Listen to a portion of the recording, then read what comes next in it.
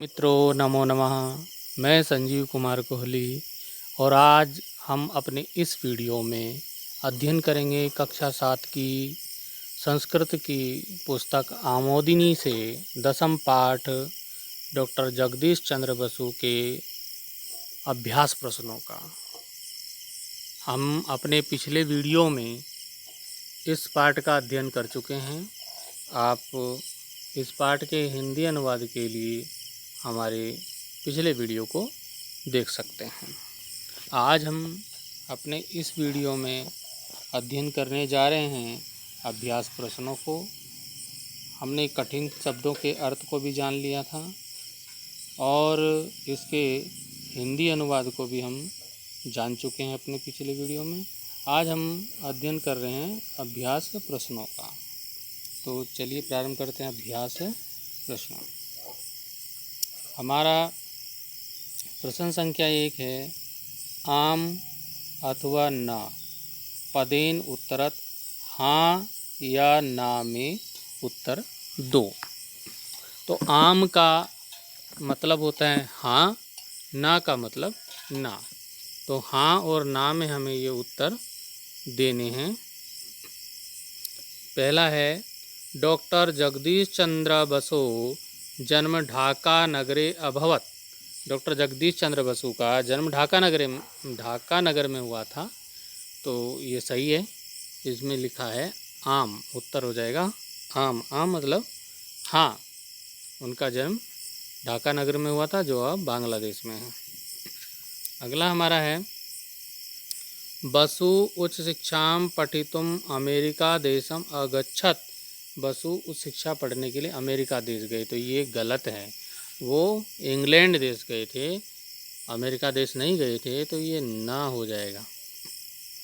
अगला हमारा है कि स्ववेदुष्येन बसु विश्वे चर्चितः प्रसिद्धः च अभवत। अपनी विद्वता के से बसु विश्व में चर्चित और प्रसिद्ध हुए। तो ये सही है कि अपनी विद्वता के से वो क्या हुए, विश्व भर में चर्चित और प्रसिद्ध हुए और सभी देशों के वैज्ञानिकों को उन्होंने आश्चर्यचकित कर दिया था। अगला है, बसु महाभागा शिव मंदिर से स्थापना अकरोत्। बसु महानुभाव जी ने शिव मंदिर की स्थापना की। तो ये गलत है। उन्होंने विज्ञान मंदिर की स्थापना की थी, शिव मंदिर की नहीं की थी। तो हम ना लिखेंगे, ठीक है। हमारा अगला प्रश्न है, प्रश्नानाम उत्तराणि लिखत। प्रश्नों के उत्तर लिखो। प्रश्नों के उत्तर लिखने हैं। तो है, इदानीम ढाका नगर कुत अस्ति। अब इस समय ढाका नगर कहाँ है? तो बांग्लादेश में है। तो उत्तर हो जाएगा बांग्लादेश है। बाल्यकाले बसु कीदृशः आसीत्। बाल्यकाल में बसु कैसा था, कैसे थे वो? तो चिंतनशील विज्ञान प्रेमी च। चिंतनशील और विज्ञान प्रेमी थे। ये इसका उत्तर हो सकता है। अगला प्रश्न है, बसु महाभागेन किम साधितम। बसु महानुभाव जी, महाशय जी ने क्या सिद्ध किया? तो उत्तर है, बसु महाभागेन वृक्षेषु जीवन शक्ति वर्तते इति साधितम। बसु महाभाग जी ने यह सिद्ध किया कि वृक्षों में भी जीवन शक्ति होती है। अगला प्रश्न है, बसु वैदेशिकान कथम आकर्षितवान। बसु महोदय जी ने विदेशियों को कैसे आकर्षित किया? तो स्वयंत्राणाम प्रयोगे, अपने यंत्रों के प्रयोग से, सा वैदेशिकानाम आकर्षितवान, अपने यंत्रों के प्रयोगों से उन्होंने विदेशियों को भी आकर्षित कर दिया।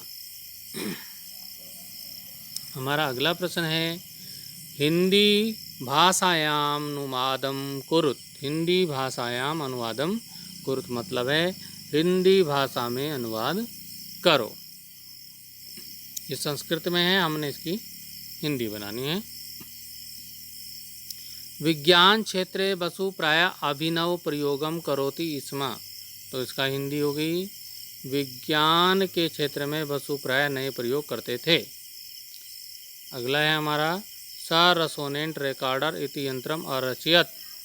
तो हो जाएगा उन्होंने रेसोनेंट रिकॉर्डर यंत्र की रचना की। हमारा अगला है तेन प्रदर्शितम यत वृक्षेष्वपि जीवन शक्ति भवति। तो हो जाएगा उनके द्वारा प्रदर्शित किया गया कि पेड़ों में भी जीवन शक्ति होती है। अगला हमारा है क्रेस्कोग्राफ इति यंत्रम सूक्ष्म पदार्थानां साक्षात्कारम कारयति। इसका हिंदी हो जाएगा क्रेस्कोग्राफ यंत्र सूक्ष्म पदार्थों से भी साक्षात्कार कराता है। तो प्रश्न संख्या 4 की ओर चलते हैं। मंजूसात। अब मंजूसात क्या होता है?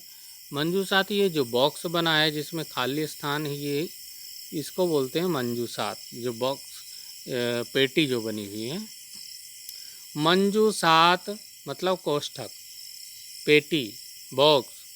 क्रियापदानि चित्वा रिक्त स्थानानि पूरयत। कोष्ठक से क्रियापदों को चुनकर खाली स्थानों को पूरा करो।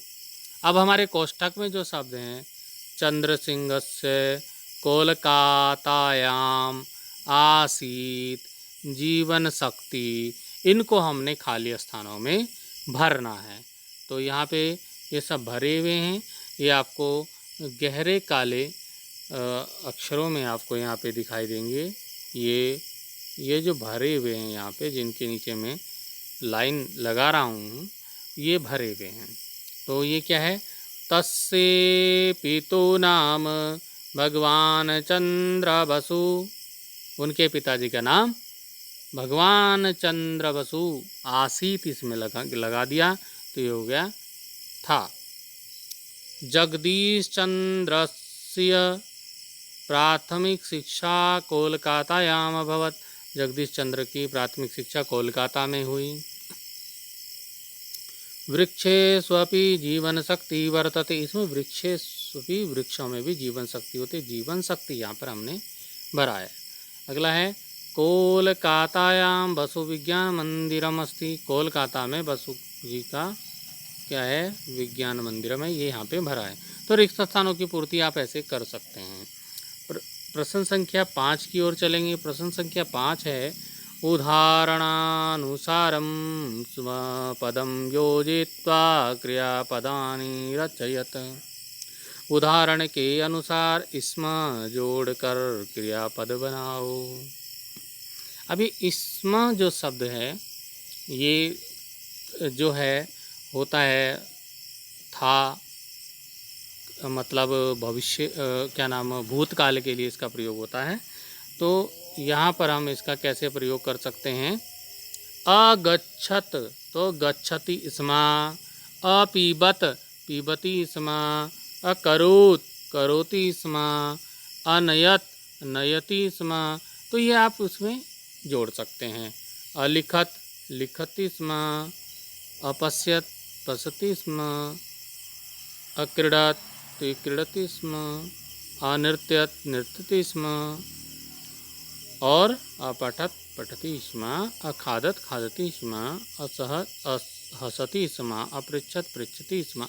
ये आपके समझ में आ गया होगा कि इसको हमने क्या करना है कि जो हमारी जो क्रियापद है उसमें स्म को जोड़ करके ये भूतकाल का जो शब्द बन गया।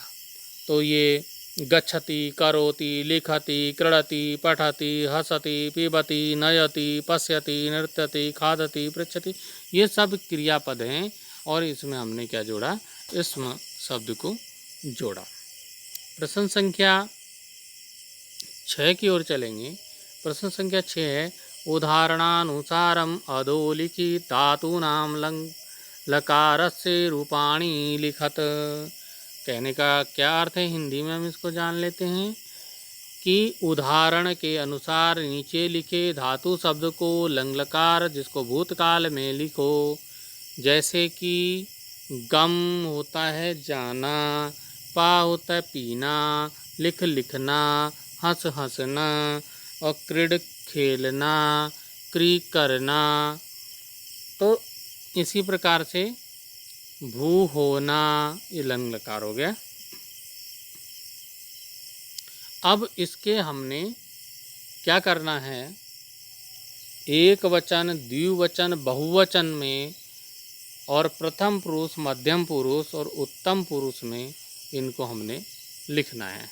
तो सबसे पहले अब ये हो गया, यहाँ पे सबसे पहले ये अभवत, अभवताम, अभवन, अभवा, अभवतम, अभवत, अभवम, अभवाव, अभवाम।